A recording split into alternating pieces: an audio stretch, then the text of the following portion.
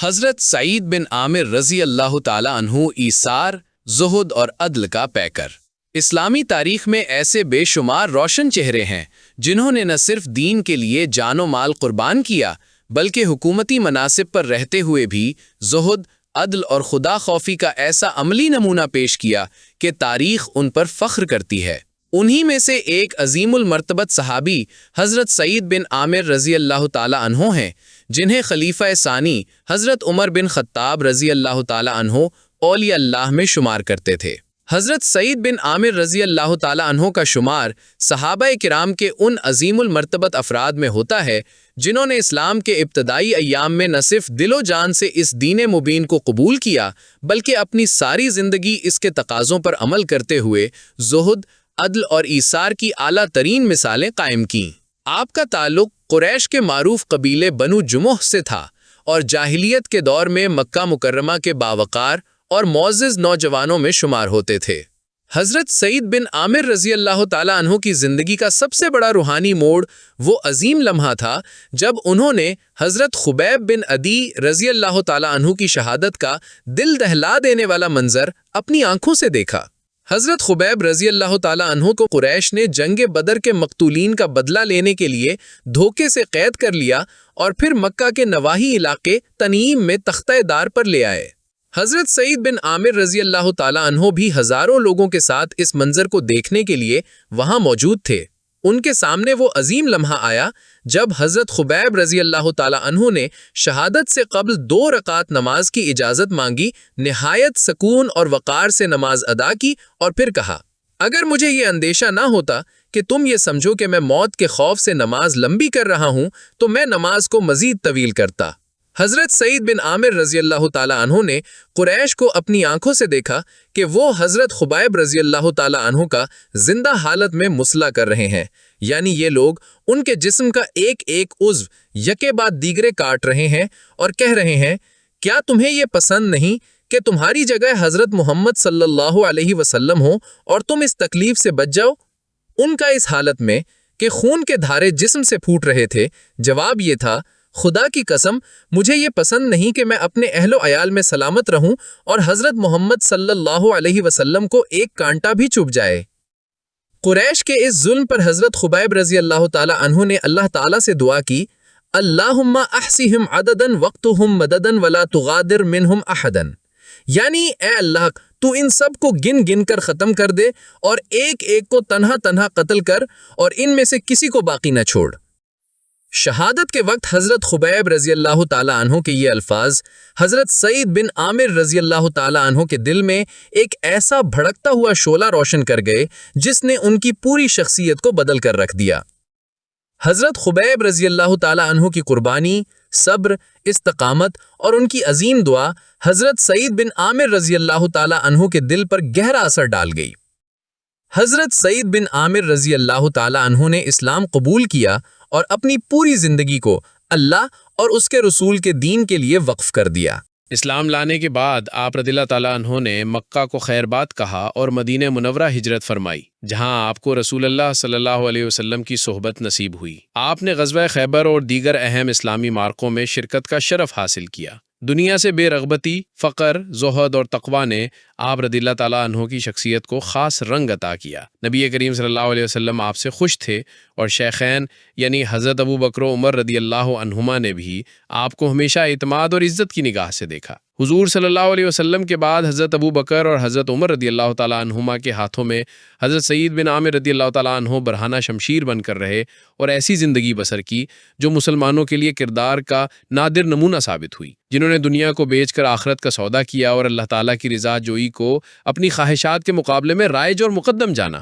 رسول اقدس صلی اللہ علیہ وسلم کے یہ دونوں خلفاء حضرت سعید بن عامر رضی اللہ تعالیٰ عنہ کی صداقت اور تقویٰ کو خوب جانتے تھے، لہٰذا ان کی نصیحتوں کو غور سے سنتے اور ان کی ہر بات پر کان دھرتے۔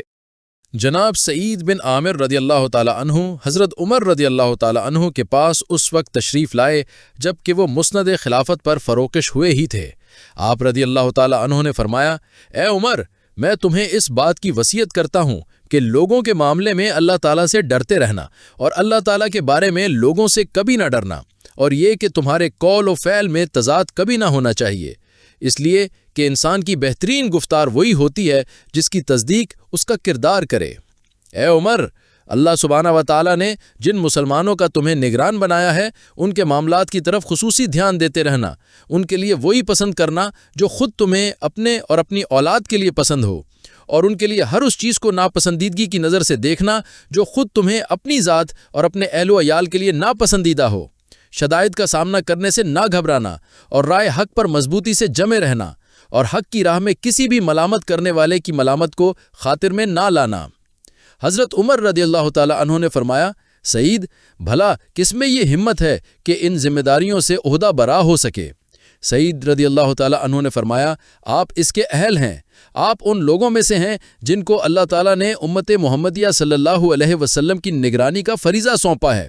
آپ ایک ایسے شخص ہیں کہ اللہ تعالیٰ کے ہاں آپ سے زیادہ اور کوئی اس کا مستحق نہیں۔ حضرت عمر فاروق رضی اللہ تعالیٰ عنہ نے جب خلافت سنبھالی تو ایک بار ان سے کہا، اے سعید، میں تمہیں ہمس کا گورنر مقرر کرتا ہوں۔ انہوں نے بڑی عاجزی سے جواب دیا، اے امیر المومنین، مجھے اس آزمائش میں نہ ڈالیں۔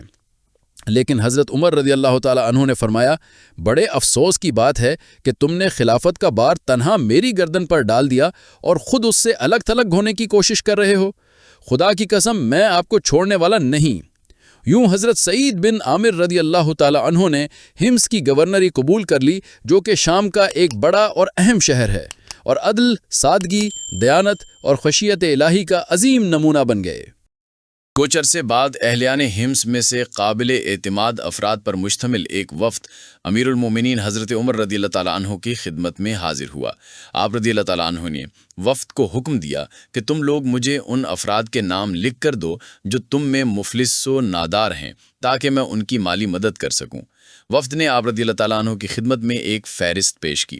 آپ کیا دیکھتے ہیں کہ اس فہرست میں حضرت سعید بن عامر رضی اللہ تعالیٰ عنہ کا نام بھی درج ہے۔ دریافت فرمایا، کون سعید بن عامر؟ انہوں نے بتایا، ہمارا گورنر۔ فرمایا، آپ کا گورنر مفلس ہے؟ انہوں نے کہا، جی ہاں، خدا کی قسم کئی دن ان کے چولہے میں آگ نہیں جلتی۔ یہ سننا تھا کہ حضرت عمر رضی اللہ تعالیٰ عنہ بے اختیار رو پڑے اور اتنے روئے کہ آپ کی داڑھی مبارک آنسوؤں سے تر ہو گئی۔ آپ اٹھے اور 1000 دینار لیے اور ان کو ایک تھیلی میں بھر کر فرمایا، سعید کو میرا سلام کہنا اور یہ پیغام دینا کہ امیر المومنین نے یہ تھیلی آپ کے لیے بھیجی ہے تاکہ اس سے آپ اپنی ضروریات کو پورا کر سکیں۔ یہ وفد حضرت سعید بن عامر رضی اللہ تعالیٰ عنہ کے ہاں تھیلی لے کر آیا۔ آپ نے دیکھا کہ اس میں تو دینار ہیں۔ تھیلی کو اپنے سے دور ہٹا کر بس یہ کہنے لگے، انا للہ و انا الیہ راجعون۔ گویا کوئی بپتا نازل ہو گئی یا کوئی ناگوار واقعہ پیش آ گیا۔ یہ کیفیت دیکھ کر آپ کی بیوی گھبرا گئیں اور کہنے لگیں، میرے سرتاج، کیا سانحہ رونما ہو گیا ہے؟ کیا امیر المومنین وفات پا گئے ہیں؟ آپ نے فرمایا، نہیں، بلکہ یہ بات کہیں زیادہ اہم ہے۔ بیوی نے پوچھا، کیا کسی معرکہ جہاد میں مسلمانوں کو کوئی صدمہ پہنچا ہے؟ آپ نے فرمایا، اس سے بھی بڑی بات ہے۔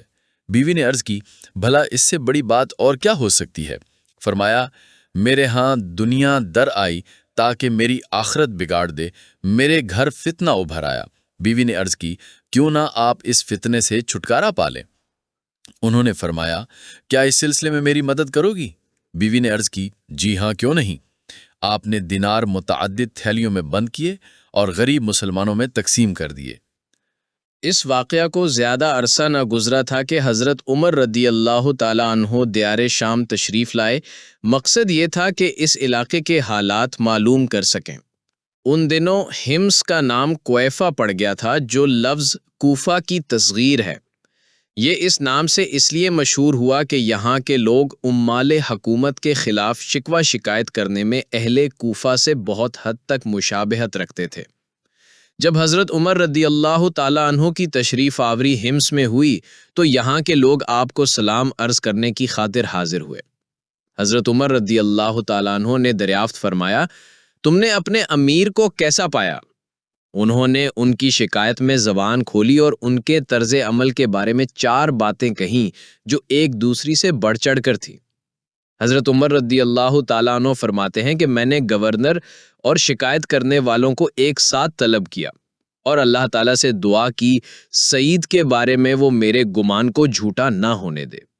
حضرت عمر رضی اللہ تعالیٰ عنہ کے پوچھنے پر اہل ہمس نے کہا کہ گورنر دن چڑھے تک عوام کے درمیان نہیں آتے، رات کے وقت کسی ساحل کی نہیں سنتے، مہینے میں ایک دن غیر حاضر ہوتے ہیں، بعض اوقات مجلس میں بے ہوش ہو جاتے ہیں۔ حضرت سعید رضی اللہ تعالیٰ عنہ نے ان اعتراضات کا جو جواب دیا وہ ان کے تقوی، زہد اور للہیت کا بے مثال آئینہ دار تھا۔ فرمایا، دن میں اس لیے دیر سے نکلتا ہوں کیونکہ پہلے اپنی بیوی کے کام کرتا ہوں جو بیمار ہیں، پھر خود کھانے کے لیے کچھ تیار کرتا ہوں۔ رات کو اس لیے کسی ساحل کو نہیں سنتا کیونکہ دن کو عوام کی خدمت اور رات کو اللہ کی عبادت کے لیے وقف کیا ہوا ہے۔ مہینے میں ایک دن نہ نکلنے کی وجہ یہ ہے کہ میرے پاس صرف ایک ہی جوڑا ہے، اسی دن اسے دھوتا ہوں اور خشک کر کے پہنتا ہوں۔ بے ہوشی کی وجہ یہ ہے کہ مجھے حضرت خبیب کی شہادت یاد آتی ہے اور وہ منظر میری آنکھوں سے نہیں ہٹتا۔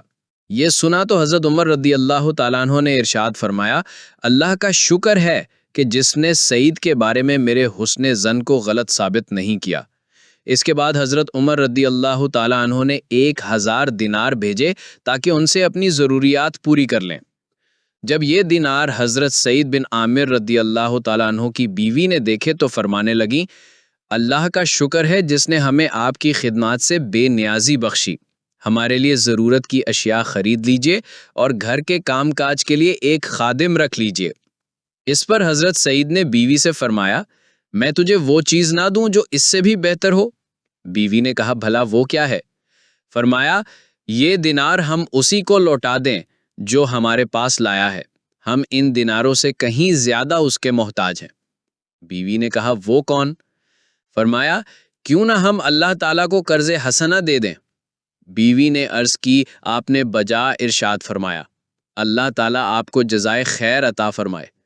آپ نے اسی مجلس میں دیناروں کو مختلف تھیلیوں میں رکھا اور اپنے اہل خانہ میں سے ایک شخص کو حکم دیا کہ جاؤ فلاں کی بیوی، فلاں کے یتیم بچوں اور فلاں خاندان کے مساکین اور فلاں قبیلے کے محروموں میں تقسیم کراؤ۔ حضرت سعید بن عامر رضی اللہ تعالیٰ عنہ راتوں کو روتے رہتے تھے، ان کا دل ہمیشہ اللہ کے خوف سے کانپتا تھا۔ وہ کہا کرتے تھے، افسوس ہے ان لوگوں پر جو دنیا کی چمک دمک کے لیے آخرت کو بیچ دیتے ہیں۔ آپ کی گورنری ایک طرف اور درویشی دوسری طرف، نہ کوئی نوکر، نہ خادم، نہ شاہی ٹھاٹھ۔ گورنر ہوتے ہوئے خود بازار سے سامان خرید کر لاتے اور اپنے تمام کام خود ہی سر انجام دیتے۔ حضرت سعید بن عامر رضی اللہ تعالیٰ عنہ کی زندگی ایثار، قناعت اور تقوی سے بھرپور تھی۔ آپ نے ہمیشہ دین کو دنیا پر ترجیح دی۔ وفات کے وقت آپ کی زبان پر یہ الفاظ تھے، اے اللہ، مجھے لوگوں کی نظروں میں بڑا اور اپنی نظروں میں چھوٹا نہ بنا، اور میرا خاتمہ سعادت پر فرما اور جنت کو میرا ٹھکانہ بنا۔